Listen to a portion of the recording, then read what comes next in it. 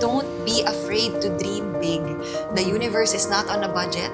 Huwag tayong magpaka-humble na, Ganda nun, hanggang dito lang ako, no.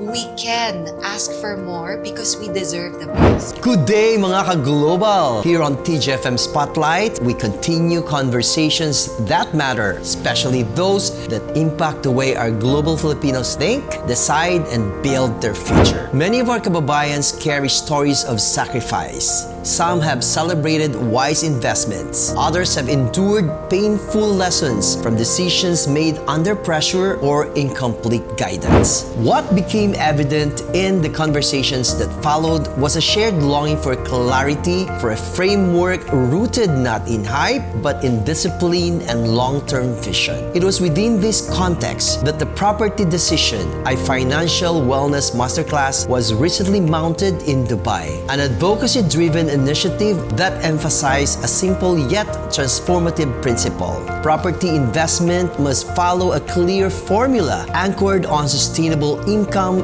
and enduring security. Here with us today on TGFM to reflect on the impact of an advocacy that presupposes a movement. Ladies and gentlemen, mga ka-global, the financial wellness advocate and president of Anchor Land Holdings, Ms.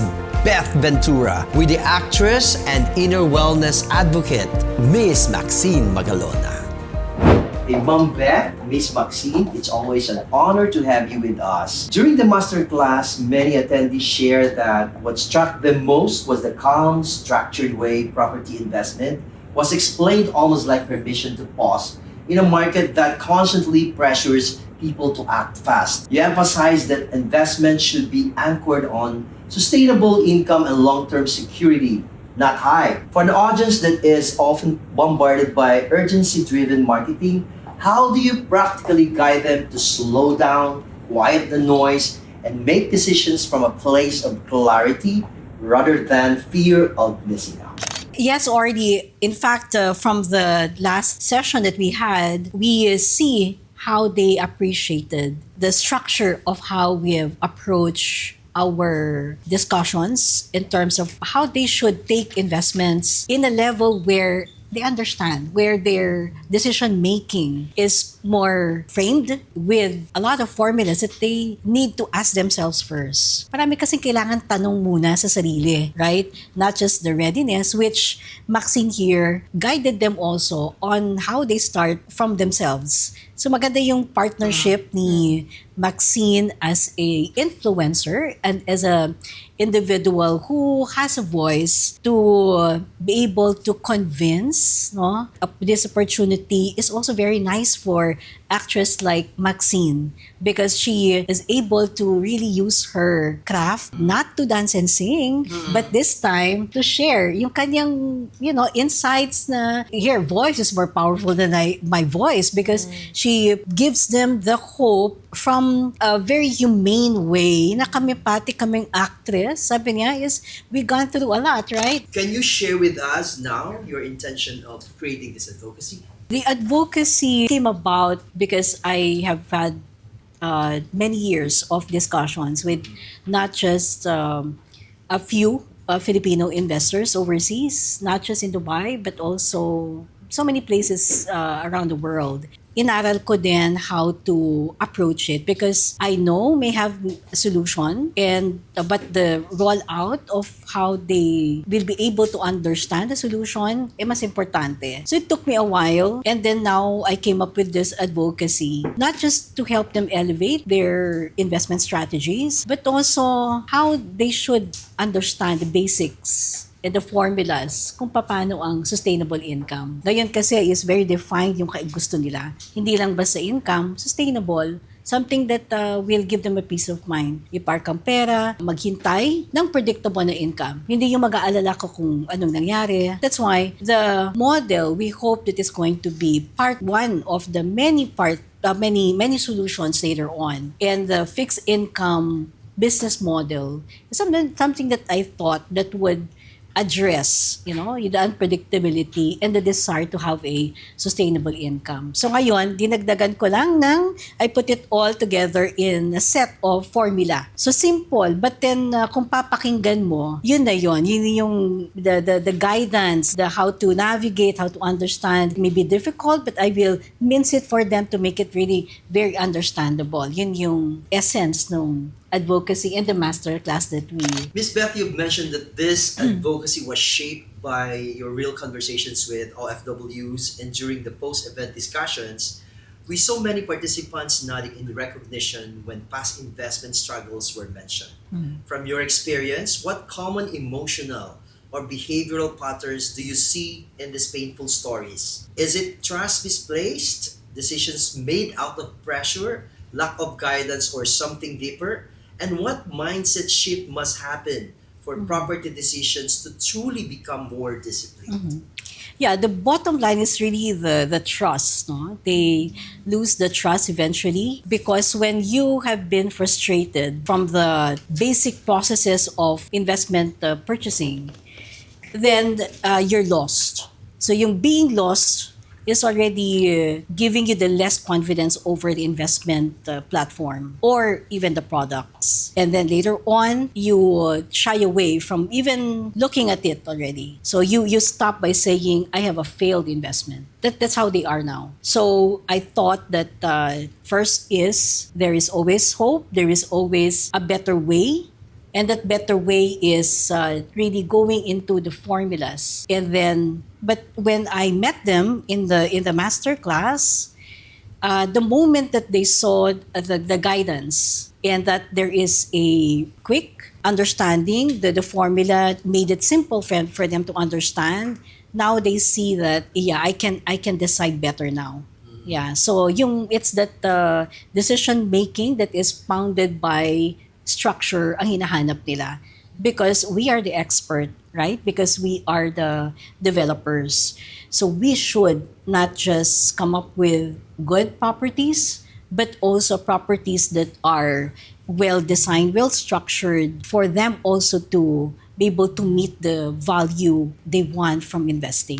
One theme that subtly emerged after the event was that financial mistakes are rarely just financial. They are emotional.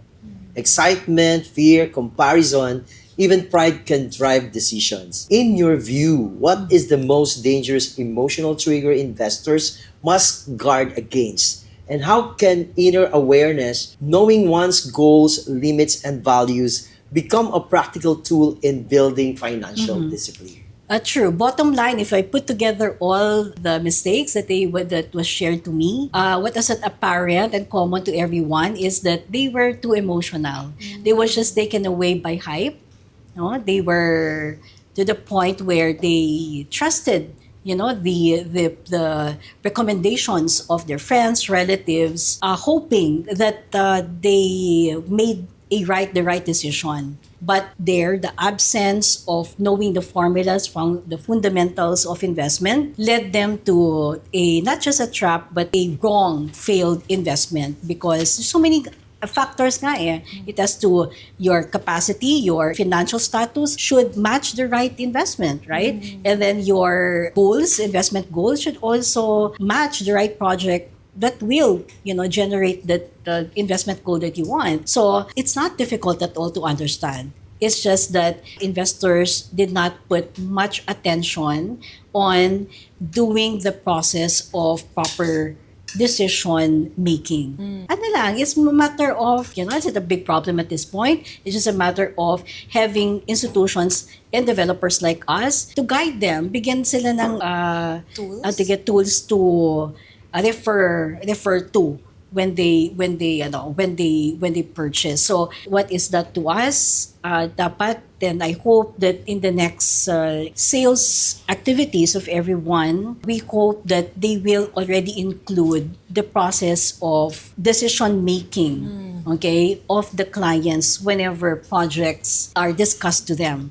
What business model is it? Okay, so that they know where if the design of the property is going to really give them the rental investment or income that they need, okay, and what are the fundamentals that are in that offer. Give them the predictable income also, okay, that they need or they're expecting, so that the expectation is also managed. No? So a clear mind, okay, will lead to confidence, and that confidence will make them enjoy their investment. Totoo. How That's would- so true. yeah. No, I completely agree with everything she said. Most people don't know who they are to begin with. Hindi nila kilala ang sarili nila, hindi nila alam yung kanilang inner experience. Kaya yung sinasabi mo na inner awareness, that is key. It's very important. Most people make decisions based on what they see in the external world. Ay, binili niya to. Ay, ito yung ginagawa niya. Gagayahin ko rin. Hindi dapat ganon. Dapat balik muna tayo sa kalooban natin. Let's connect with ourselves first. Kahit na nakikita natin na it's working for other people, teka lang, alamin muna natin, is it aligned with who I am and who I want to become? One more thing, people don't know what their goals are. They don't know kung saan nila gusto pumunta. Nakikita lang kasi nila uso o kaya, gumagana to para sa ibang tao, baka gagana rin siya para sa akin. What we're trying to say is, before you make any kind of decision, whether financial or hindi financial, alamin mo muna kung tama ba sa pakiramdam mo, kung aligned ba siya kung sino ka at kung sino gusto mo maging. So yun yung kailangan natin malaman at yun yung tinuturo ko rin sa work ko na, love yourself, know yourself, and work on yourself every day para mas maging klaro kung sino ka. Kasi the clearer you are, the clearer your energy is, the clearer your mind is, the clearer your decisions will be.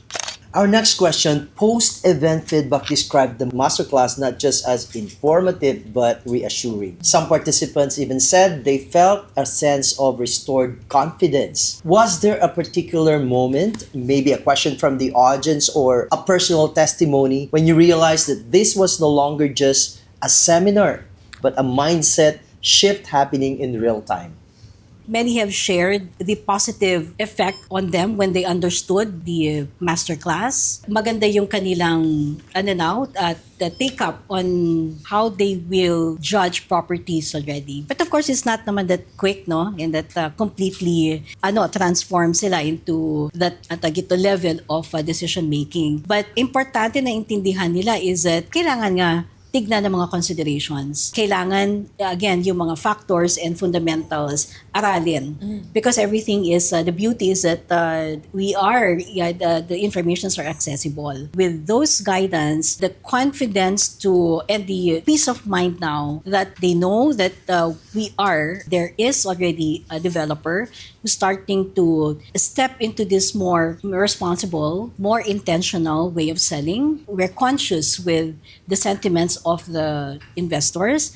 So yun, malaking bagay na yun sa kanila. And I hope and I also encourage that through this masterclass that we've started, or the advocacy, the property decision advocacy that we've started, I hope that the rest of my friends in the property development, the other developers, will follow the track that we've started. And for sure, they also know, they're aware, and I know that they will also have their own strategy and approach to resolve and to get back the full confidence of the investors. Kasi ultimately, property decisions are life decisions. That's so, can I just add to that? I want to commend Miss Beth and their whole team for creating this advocacy, for being brave to take this first step. Because hindi pa nga ito ginagawa ng ibang developers. And for her to do this, it's showing that they care about the people who are investing. Kumbaga, hindi lang sila, it's not just a transactional, it's not just a business transaction, but it's really the developer looking after the investors and making sure that they are aware and that they have the knowledge. Nakakatuwa yung masterclass kasi iba yung approach, it's very refreshing. The people did feel motivated kasi nakakatuwa, kumanta pa kami ng mga kababayan. Kumbaga, ang intention kasi namin ay i-motivate sila. Bigyan sila ng pag-asa at sabihin na not all hope is lost. Kumbaga, nawala lang tayo sa path, kailangan lang natin bumalik. Bumalik dun sa back to basics, diba? We have to go back to basics. We have to go back to knowing who we are so that we can make better decisions. So, and now that you are here in Dubai, we'll take the opportunity to invite, and you have met for sure a lot of OFWs during your stay. So, how can one who is interested to join can enroll and join this masterclass? Well, definitely with the good positive feedback from the pilot event of the advocacy, we will come back definitely in Dubai, and maybe we're gonna go to Abu Dhabi, and let's see how this becomes a bigger demand or request from the Filipino investors in Dubai, and that's very soon. But we will continue. It's not just here when we're present here or we are here, but we will continue guiding through vlogs, through Maxine's and our platforms. We'll continue to put together materials for investors to be guided and continuously follow through on the progress of this property decision advocacy. Yeah, it is available online, www.propertydecision.com.ph. Thank you very much, Ma'am Beth and Ms. Maxine on the Global Filipino Magazine Spotlight.